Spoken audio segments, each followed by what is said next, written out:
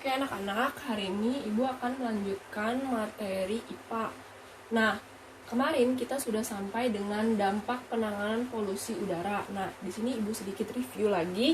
Jadi, yang akan kita bahas adalah dampak dan penanganan polusi udara, air, maupun tanah. Nah, yang sudah sempat kita bahas itu adalah yang pertama,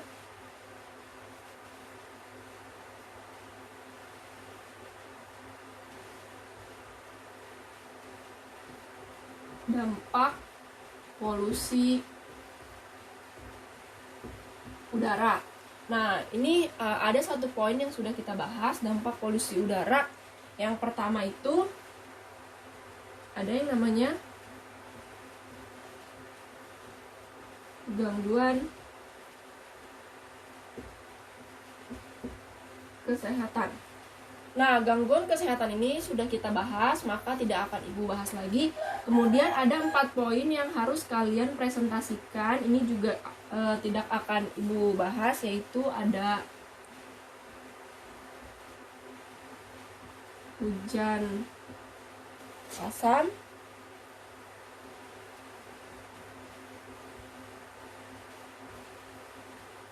efek rumah kaca,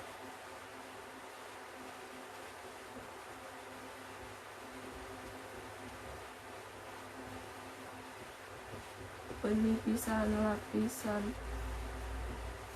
ozon, dan yang terakhir ada radiasi. Oke, jadi dampak polusi udara itu ada 5, ada gangguan kesehatan, ada hujan asam, efek rumah kaca, penipisan lapisan ozon, dan radiasi. Nah, ini hanya sedikit review untuk kalian ketahui lagi bahwa dampak polusi udara ada 5. Nah, gangguan kesehatan sudah sempat kita bahas sebelum libur sekolah. Kemudian hujan asam sampai dengan radiasi, ini adalah presentasi kalian. Oke, jadi nanti di sini Ibu akan bahas mengenai penanganannya. Oke. Penanganan polusi udara ada 5. Yang pertama ada pembangunan jalur hijau. Maksudnya pembangunan jalur hijau itu apa? Oke, pembangunan jalur hijau ini bahwa kalian ketahui kalau kalian di jalan raya biasanya di tengah-tengahnya itu biasanya ada pohon-pohon. Nah, disitulah yang dimaksud dengan pembangunan jalur hijau. Jadi, di mana di jalan-jalan itu pasti polusi udaranya sangat besar. Nah, cara mengurangi polusi udara itu dengan ditanamnya atau dibangunlah jalur hijau ini di tengah-tengah jalanan itu untuk mengurangi dari CO2 yang dihasilkan oleh kendaraan tersebut, karena pada tumbuhan akan menghasilkan oksigen. Kemudian yang kedua, mengurangi penggunaan bahan bakar fosil. Bahan bakar fosil itu apa sih? Nah, di sini perlu kita tekankan bahan bakar fosil ini contohnya seperti minyak bumi, batu bara, kemudian juga seperti yang dihasilkan alamiah oleh bumi. Oke. Nah, kalau kita terlalu banyak menggunakan minyak bumi atau batu bara, kalian pikir kira-kira bumi kita akan seperti apa? Batu bara ini akan selalu digali, kemudian minyak bumi juga akan akan terus digali. Maka apa yang terjadi dengan bumi kita? Nah, makanya kita harus mengurangi penggunaan bahan bakar fosil. Kemudian yang ketiga, mengontrol kualitas kendaraan.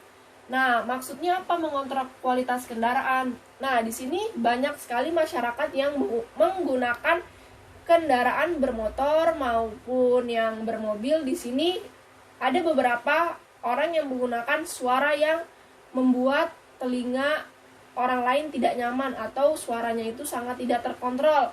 Nah, di sini kita sebagai masyarakat harus mengontrol apakah kendaraan kita seperti itu. Kemudian ada beberapa juga kendaraan yang asap knalpotnya sangat berlebihan. Nah, itu juga harus dikontrol. Berarti kita harus mengontrolnya kemana? Yaitu ke bengkel ada kendala apakah dengan kendaraan kita sampai asap kendaraannya sangat mengebul. Oke. Kemudian yang keempat, menetapkan aturan pabrik. Nah, ini menetapkan aturan pabrik ini biasanya yang dilakukan oleh pemerintah. Kita sebagai masyarakat biasanya tidak melakukan ini menetapkan aturan pabrik ini biasanya dilakukan pemerintah. Apa biasanya yang dilakukan pemerintah untuk aturan pabrik ini? Biasanya pabrik itu menghasilkan asap, ya kan? Nah, asapnya ini tidak boleh dibuang langsung. Biasanya harus menggunakan filtrasi. Jadi asap itu yang keluar ada filtrasinya. Apa itu filtrasi? Filtrasi itu penyaring. Oke? Filtrasi itu penyaring. Jadi supaya asap yang keluar itu tidak murni sebagai polutan, tapi sudah tersaring. Jadi polutannya bisa sedikit lebih kecil, bahkan sudah hilang. Kemudian menggunakan energi alternatif. Salah satu contohnya itu apa? Contohnya itu adalah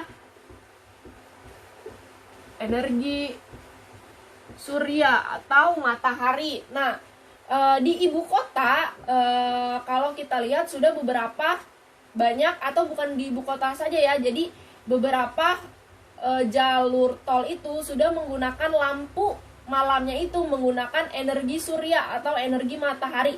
Jadi saat pagi matahari akan menyinari bagian lempeng energi suryanya. Jadi sehingga pada saat malam hari lampu tersebut bisa nyala tanpa menggunakan listrik karena dihasilkan oleh energi surya ini. Kemudian yang terakhir itu mengurangi penggunaan aerosol. Nah, aerosol itu apa? Aerosol itu kalian pasti menggunakan parfum kan. Nah, jadi aerosol itu adalah zat cair atau zat padat yang kalau dikeluarkan itu menjadi gas. Oke, nah itu salah satu contohnya itu seperti parfum kalian. Jadi bentuknya aslinya itu cairan tapi ketika keluar dia berbentuk gas. Nah, di sini kita bisa mengurangi penggunaan aerosol. Aerosol untuk apa? Untuk apa? Untuk supaya polusi udaranya di sini berkurang.